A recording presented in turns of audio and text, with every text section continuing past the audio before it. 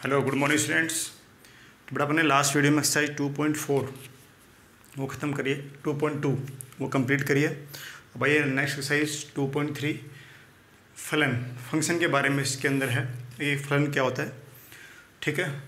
तो बड़ा फलन फंक्शन के डेफिनेशन देखिए हिंदी मीडियम में। एक समुच्चय ए से बी में का एक संबंध एफ, एक समुच्चय ए से बी का संबंध एफ फलन कहलाता है यदि समुच्चय ए के प्रत्येक अवयव का समुच्चय बी में केवल और केवल एक ही प्रतिबिंब हो। यदि समुच्चय ए के प्रत्येक अवयव का समुच्चय बी में एक और केवल एक ही प्रतिबिंब हो। समुच्चय ए से बी में परिभाषित कोई फलन एफ, सेट ए से बी में एक फलन एफ डिफाइंड, एक फंक्शन एक रिलेशन एफ ऑलरेडी डिफाइंड था, उसका नाम था एफ। वो फंक्शन कब बन जाएगा, जब उस एफ के समुच्चय ए के प्रत्येक अवयव के समुच्चय बी में केवल और केवल एक इमेज आपको मिले, ठीक है। In English a relation are defined from set A to B is called function if every element of set A has one and only one image in set B. ये दोनों बातें बहुत इंपॉर्टेंट हैं। एक तो every element of set A and one and only one image, ठीक है। समुच्चय ए के प्रत्येक अवयव का केवल और केवल एक प्रतिबिंब हो, ठीक है। इन दोनों बातों पे फंक्शन डिपेंड करता है कि वो फंक्शन कोई रिलेशन फंक्शन कहलाएगा या नहीं कहलाएगा। इसका मतलब ये कि भाई कोई फंक्शन कोई रिलेशन जो होगा वही फंक्शन बनेगा, है ना। फलन होने के लिए वो रिलेशन होना ज़रूरी है। यानी रिलेशन तो बहुत सारे होते हैं, सारे के सारे रिलेशन फंक्शंस नहीं होंगे, कुछ एक रिलेशन जो है वो फंक्शन बन जाएंगे। तो वो उनके लिए कंडीशन दो ही है कि प्रत्येक अवयव का समुच्चय के प्रत्येक अवयव का और केवल एक इमेज हो। इसको थोड़ा सा डायग्राम से समझाता हूँ बेटा मैं आपको, ठीक है। तो देखो एक बार आप ये आप नोट कर लेना।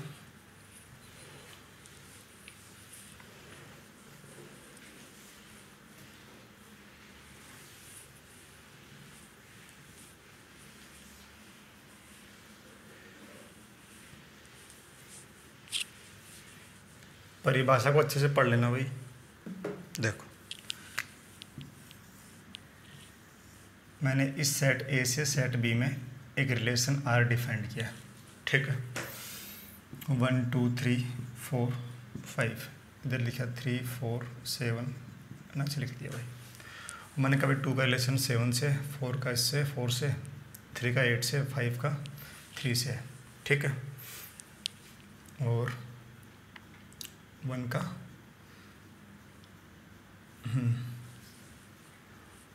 ठीक है, ऐसे छोड़ दिया।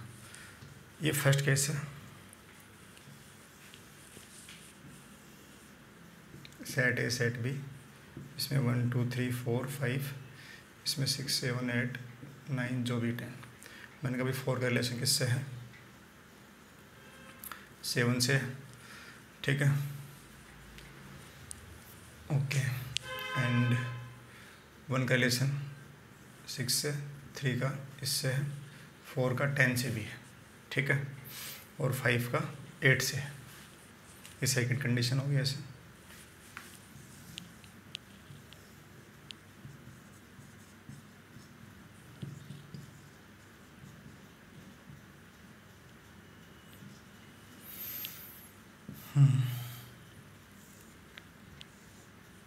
ऐसे रिलेशन मैंने डिफाइंड कर रखे भाई आपके पास, ठीक है।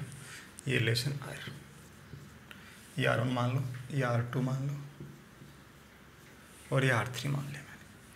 थर्ड कंडीशन ये हो गई। फोर्थ,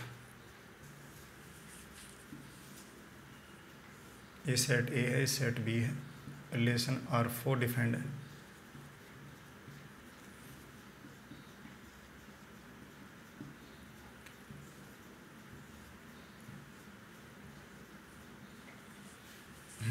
ये फोर्थ। देखो बेटा पहला कंडीशन, ये मेरे पास 4 रिलेशन है, R1 R2 R3 R4, चारों क्या रिलेशंस हैं, संबंध है समुच्चय ए से बी में, ठीक है। जैसे यहाँ पर 2 का रिलेशन किससे 7 से, 3 का रिलेशन 8 से है, 4 का 3 से है, 5 का 3 से और 4 का 4 से है। ठीक है, इस वाले रिलेशन में 1 का रिलेशन 8 से, 2 का 6 से, 3 का 7 से, है ना। ये एरो डायग्राम आपके है, ये आपके एरो डायग्राम बन गए भाई। ओके,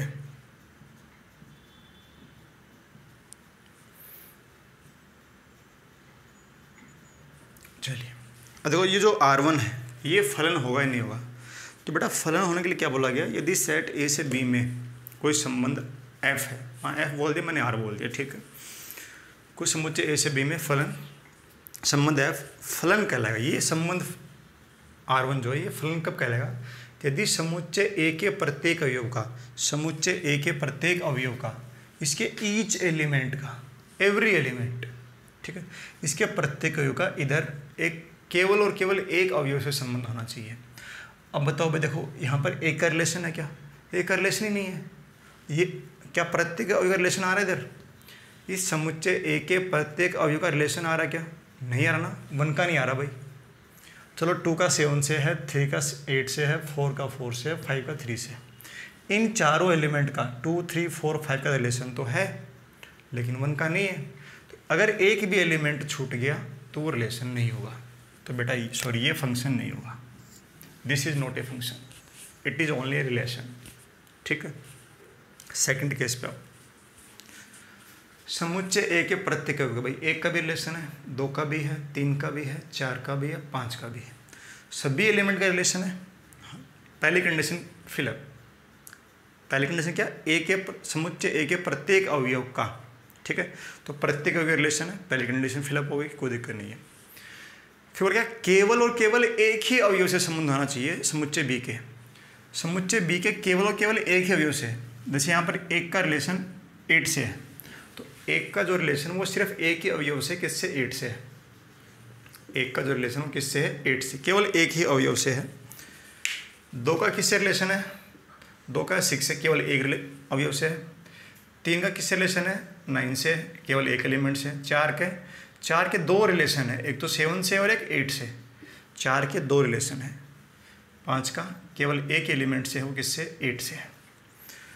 प्रत्येक अवयव के रिलेशन थे क्या, लेकिन केवल एक और एक ही अवयव से, क्या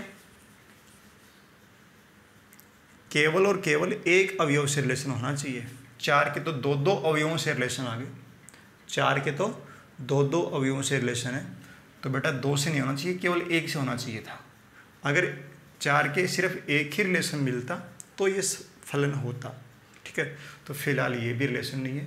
क्यों नहीं है, क्योंकि 4 के 2-2 अवयवों से केवल एक से होना चाहिए था, समुच्चय बी के केवल एक ही एलिमेंट से होना रिलेशन चाहिए, यहाँ तो 2-2 एलिमेंट से रिलेशन हो गया, ठीक है।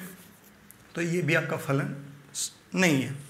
थर्ड में आओ, R3 में देखो, 1 का भी रिलेशन है, 2 का भी है, 3 का भी है, 4 का भी, 5 का भी।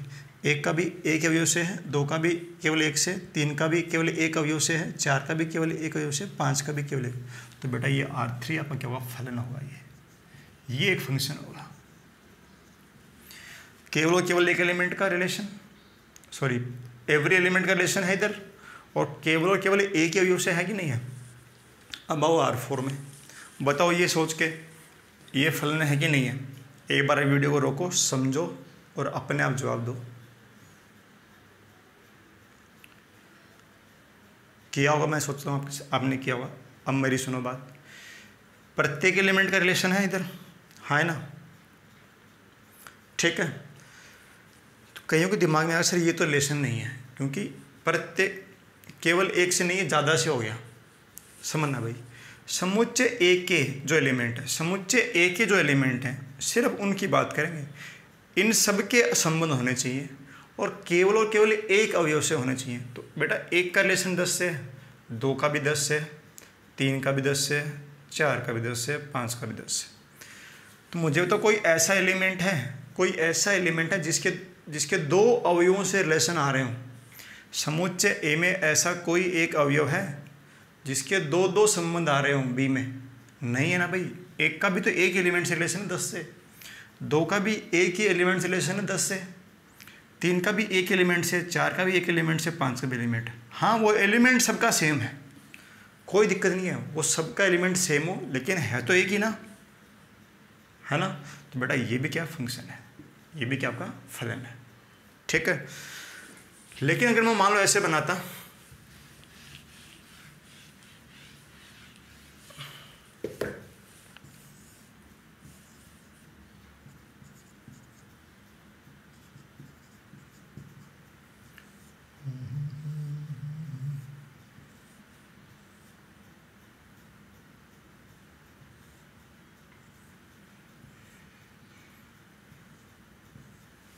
अब देखो एक के 3 रिलेशन है, 7 से भी, 9 से भी, 10 से भी।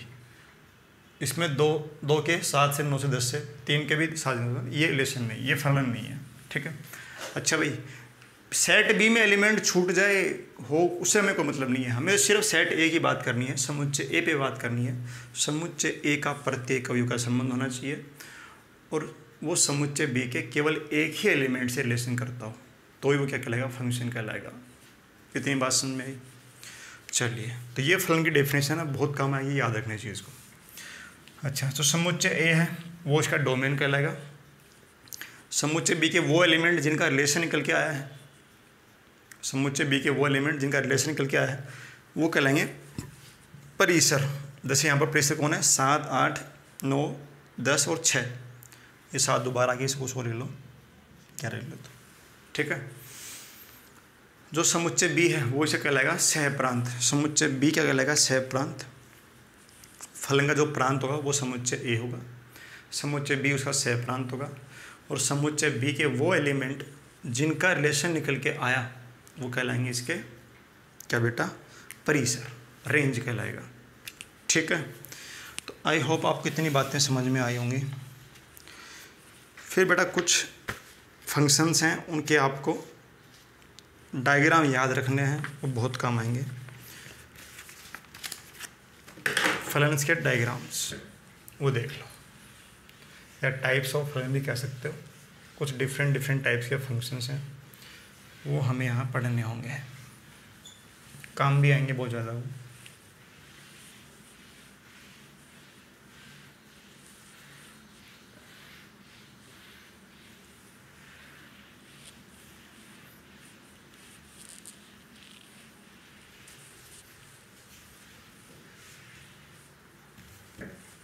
एक बार देखो,